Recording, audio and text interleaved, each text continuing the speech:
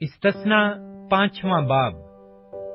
फिर मूसा ने सब इस्राएलियों को बुलवाकर उनको कहा, ए इस्राएलियों, तुम उन आयन और अहकाम को सुन लो जिनको मैं आज तुमको सुनाता हूँ, ताकि तुम उनको सीख कर उन पर अमल करो। खुदावंद हमारे खुदा ने होरेब में हमसे एक अहद बांधा। खुदावंद ने ये अहद हमारे बाप दादा से नहीं, बल्कि खुद हमसे जो यहाँ आज के दिन जीते हैं बांधा। खुदावंद ने तुमसे उस पहाड़ पर रूबरू आग के बीच में से बातें की। उस वक्त मैं तुम्हारे और खुदावंद के दरमियान खड़ा हुआ, ताकि खुदावंद का कलाम तुम पर जाहिर करूं, क्योंकि तुम आग के सबब से डरे हुए थे और पहाड़ पर ना चढ़े। तब उसने कहा, खुदावंद तेरा खुदा जो तुझको मुल्क मिस्र यानी गुलामी के घर से निकाल लाया मैं हूँ। मेरे आगे तू और माबूदों को ना मानना। तू अपने लिए कोई तराशी हुई मूरत ना बनाना, ना किसी चीज की सूरत बनाना जो ऊपर आसमान में या नीचे जमीन पर या जमीन के नीचे पानी में है। तू उनके आगे सिजदा ना करना और ना उनकी इबादत करना, क्योंकि मैं खुदावंद तेरा खुदा गयूर खुदा हूँ।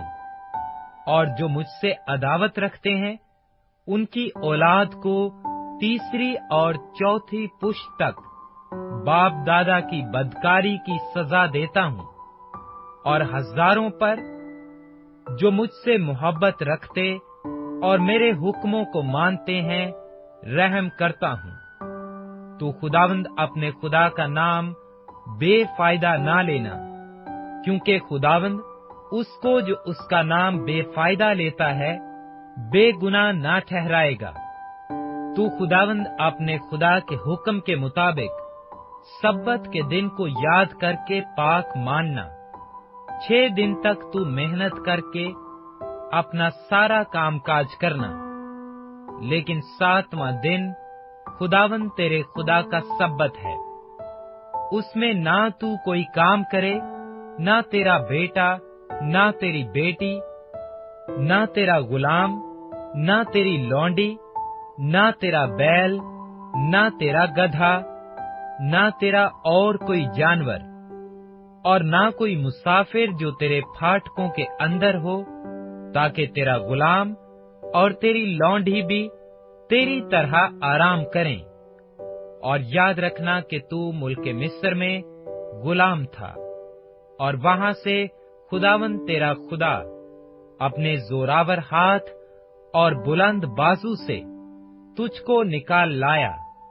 इसलिए खुदावंद तेरे खुदा ने तुझको सब्बत के दिन को मानने का हुक्म दिया। अपने बाप और अपनी माँ की इज्जत करना, जैसा खुदावंद तेरे खुदा ने तुझे हुक्म दिया है, ताकि तेरी उम्र दराज हो और जो मुल्क खुदावंद तेरा खुदा तुझे देता है उसमें तेरा भला हो। तू खून ना करना, तू जना ना करना, तू चोरी ना करना, तू अपने पड़ोसी के खिलाफ झूठी गवाही ना देना, तू अपने पड़ोसी की बीवी का लालच ना करना, और ना अपने पड़ोसी के घर या उसके खेत या गुलाम या लौंडी या बैल या गधे या उसकी किसी और चीज का ख़ाहा होना।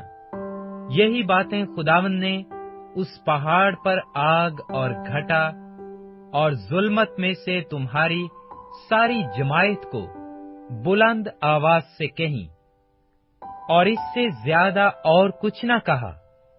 और इन्हीं को उसने पत्थर की 2 लौहों पर लिखा और उनको मेरे सपुर्द किया।